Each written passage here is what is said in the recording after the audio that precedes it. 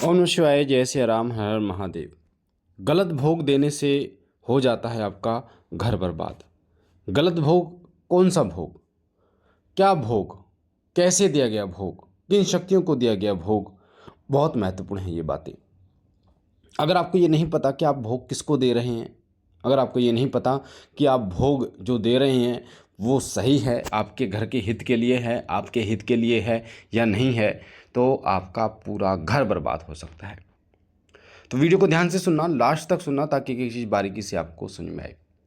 हमने अपने चैनल शिव कृपा और शिव साधना केंद्र चैनल पे आपको बहुत अच्छी तरीके से आसान शब्दों में चीज़ें बताई हैं कि देवताओं को भोग कैसे लगाया जाता है, क्या तरीका होता है, साथ में शक्तियों को कैसे भोग दिया जाता है, क्या भोग दिया जाता है।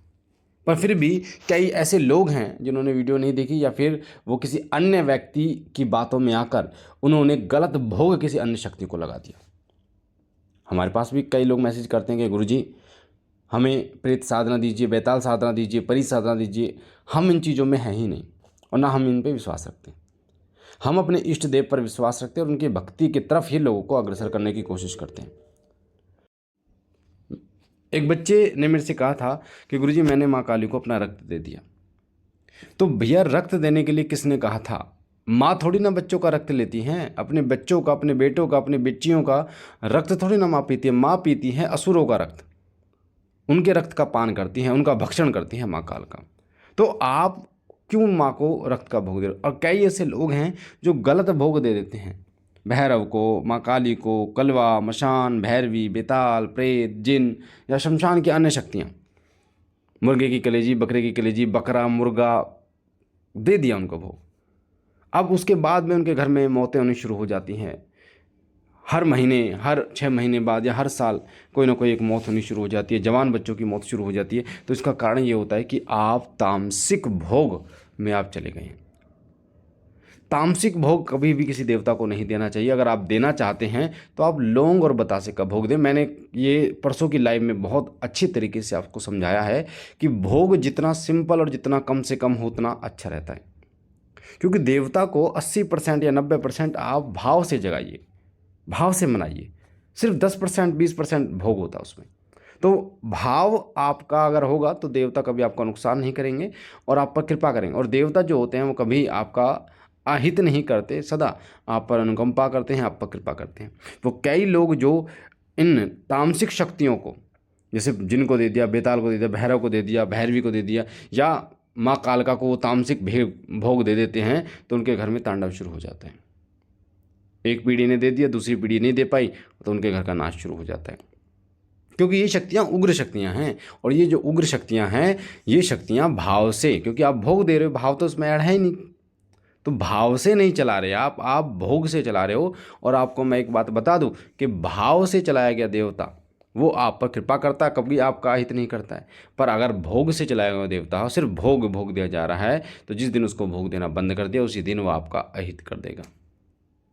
इसलिए भाव होना बहुत महत्वपूर्ण है। अगर आप किसी देवता को मनाना चाहते हैं तो 2 लौंग का भोग इनफ रहता है, बहुत बड़ा भोग हो जाता है 2 लौंग का भोग। लौंग बतासे का भोग, यानी 2 लौंग और 1 बतासे का भोग बहुत बड़ा, सबसे जो प्रथम भोग माना गया है और सबसे उच्च भोग माना गया है हर किसी देवता को प्रसन्न करने के लिए, लौंग और बतासा, यानी 2 लौंग और 1 बतासे का भोग।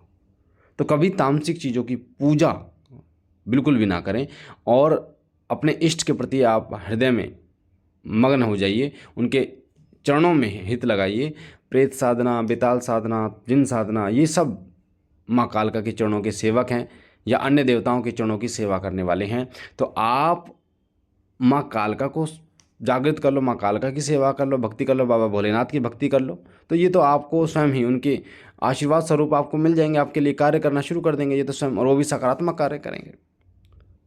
तो जिन बच्चों को ऐसा पता नहीं होता कि तामसिक भोग वो दे देते हैं जागृत करने के लिए, कई लोग तो भगत बनने के चक्कर में, कई लोग सवारी लेने के चक्कर में, तो कई लोग ऐसे होते हैं जो शक्ति प्राप्त करने की उनकी लालसा होती है, लोगों को देख करके मुझे शक्ति प्राप्त करनी है, वो तामसिक भोग, बलि, इन चीज़ों को दे देते हैं।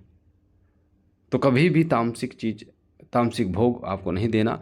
और शास्त्रों में वर्णित है कि बलि प्रथा जो है वो निषेध है। किसी भी जीव को परेशान करना, उसके हृदय को दुखाना या उसको पीड़ा देना महा पाप की श्रेणी में आता है। और हमारे सनातन धर्म में तो चेटी को भी देख के चला जाता है कि चींटी पैर के नीचे ना जाए, तो इतना ध्यान रखा जाता है। तो अब आपको इस चीज़ का विशेष रूप से ध्यान रखना कि किसी भी देवता की आप उपासना करें तो उसे लौंग और बतासे का भोग से मनाइए और सच्चाई और जप करना शुरू कीजिए। लौंग, बतासा और जप, केवल और केवल भोग से देवता जागृत नहीं होते, आपको जप भी करना पड़ता है, उनको मनाना पड़ता है। तो मुझे आशा है ये छोटी सी जानकारी आपको पसंद आई होगी। पहली बार चैनल पे हैं तो चैनल को लाइक कीजिए, शेयर कीजिए, सब्सक्राइब कीजिए और शिव कृपा परिवार और शिव साधना केंद्र चैनल से जुड़िए। बाबा भोलेनाथ आप पर कृपा करें, आपके घर परिवार पर कृपा करें, आपके तमाम सपनों को पूर्ण करें। हम तब तक मिलते हैं एक नई जानकारी के साथ अगली वीडियो में। तब तक ओम नमः शिवाय, ओम नमः शिवाय, ओम नमः शिवाय।